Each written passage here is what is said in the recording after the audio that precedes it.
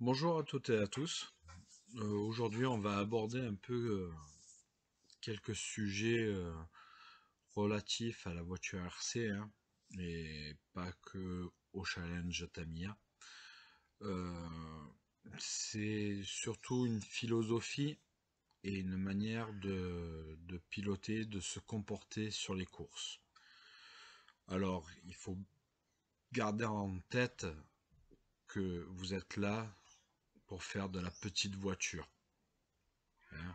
On joue pas nos vies, on gagnera pas des milliards ni des millions si on finit premier ou pas, et il n'y aura pas de sponsoring à la clé si vous devenez le champion du challenge Tamiya, quoi. On est là pour s'amuser avant tout. Apparemment à Bonneville, malheureusement, j'ai dû vous quitter avant les finales, hein, car j'étais malade. Mais apparemment, ça s'est pas trop bien passé lors des départs. Alors une chose soit claire, un départ, c'est toute une stratégie, mine de rien. Ça sert à rien de mettre gaz à fond et d'attendre qu'il se passe quoi que ce soit au bout de la ligne droite. Euh, Ça se réfléchit, il faut y aller tranquillement, ne pas chercher à doubler s'il y a déjà des pilotes qui sont en train de se doubler devant. Prenez le temps, dites-vous que ces pilotes vont se gêner et vous pourrez passer. Donc voilà, c'est jouer cool et éviter de mettre des grosses cartouches parce que vous allez détruire, vous allez abîmer votre carrosserie et votre voiture, vous allez abîmer celle de votre copain, hein, de copain de jeu. Donc ça sert à rien. Et le but, c'est quand même de rouler et de faire des tours. Après, la piste, elle est tracée. Hein, donc, quand on est en extérieur, il n'y a pas de souci, parce que bien souvent, en France, on a des pistes qui sont tracées avec de l'herbe au milieu, hein, on a très rarement des plateaux. Mais en indoor, il est vite fait de passer par-dessus un balisage.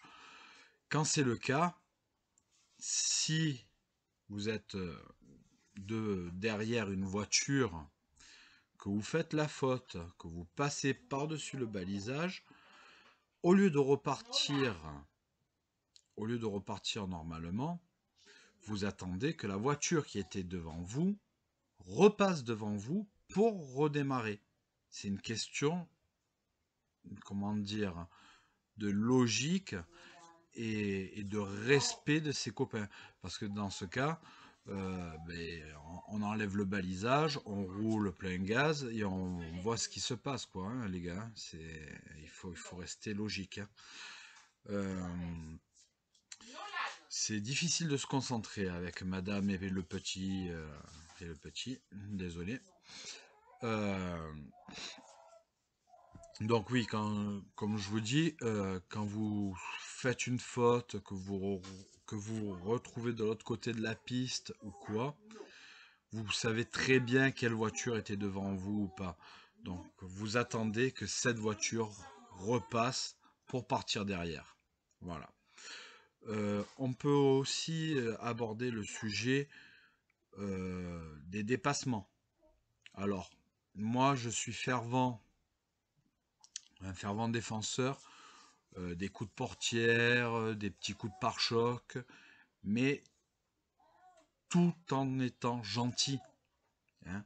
C'est-à-dire que le mec qui vient et qui vous tape comme ça, c'est pas la peine.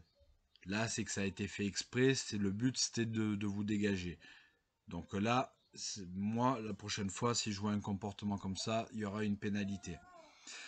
Euh, Comme je vous dis, maintenant, mettre une petite touchette, un petit coup de portière quand quand vous attaquez la voiture, hein, pour la doubler, c'est une chose. Ça se fait à l'échelle 1, donc il n'y a pas de souci, moi je le tolère. Euh, Un autre point, quand vous êtes un pilote débutant ou quoi, ne zigzaguez pas sur la piste pour laisser passer quand vous avez des pilotes plus rapides qui arrivent derrière vous. Ne rentrez pas en stress. Essayez de garder votre ligne et ces pilotes qui sont plus rapides trouveront le moyen de passer. Ne vous inquiétez pas. C'est justement en zigzagant et en sachant pas où vous allez qu'on risque de vous rentrer dedans, etc. Autre point, quand c'est en qualification, ça c'est valable pour tous les pilotes, hein. En qualification, quand vous avez un pilote qui part après vous, mais qui vous revient dessus et qui est plus rapide que vous, ça sert à rien de le bouchonner. Vous vous écartez, vous le laissez passer, vous le laissez faire sa qualification. Vous vous battez pas en qualification, vous vous battez contre un chrono. C'est tout. Vous vous battez pas sur la position à laquelle vous allez finir dans la manche. Le but, c'est de faire le meilleur nombre de tours avec le meilleur chrono. Donc, quand vous avez un pilote plus rapide, parfois, il vaut mieux s'écarter, laisser passer ce pilote. Et comme on le dit dans le jargon des sports mécaniques, vous essayez de prendre sa roue, hein, vous essayez de prendre sa roue, de le suivre pour voir justement comment il passe et éventuellement prendre son rythme, ce qui fait que vous allez gagner, vous, en pilotage et en vitesse, et de faire une meilleure qualification. En course, par contre, c'est une autre histoire. Si vous êtes en bataille avec une voiture, c'est une chose. Si la voiture qui vous vient dessus est en train de vous prendre 1, 2 ou 3 tours, enfin, si il s'agit des premiers et qui vous mettent un tour, là, inutile de bouchonner non plus. Ça sert à rien. Vous les gênez, vous risquez de provoquer un accident sur la piste, hein, enfin un crash. Et ce qui va se passer, c'est qu'il va y avoir des tensions qui vont se créer sur le podium, parce que le gars, vous lui aurez pourri sa course, alors qu'il était en tête, ou deuxième, ou troisième, ou qu'il était en bagarre pour sa place, et qu'il était en train de vous mettre un tour, donc vous n'étiez pas dans le jeu, quoi. Donc là, pareil, vous laissez passer, vous vous écartez, vous laissez passer les gars qui sont plus rapides, et vous repartez derrière, tranquillement. Hein.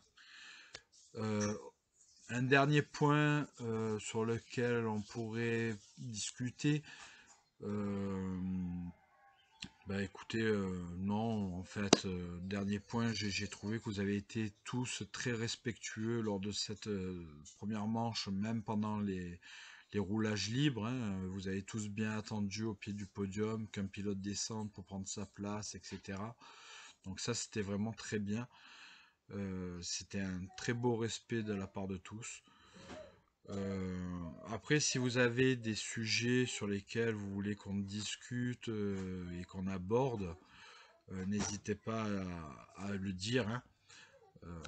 Bon, YouTube, c'est nouveau entre guillemets pour moi, hein. J'ai jamais fait de vidéo de ce style. Donc n'hésitez pas à me soumettre, vos désirs, hein, vos désirata. Et on essayera d'aborder tout ça, que ce soit sur le plan technique, comme sur le plan, on va dire, psychologique de la course, hein. Voilà, je vous remercie à tous, je vous dis à très vite, et gardez bien en tête, la voiture RC, c'est un jeu. On est là pour s'amuser. Vous gagnerez rien à vous friter avec les gars et à casser du matos. Voilà. Allez, on se voit sur une manche du TETC. Ciao, ciao.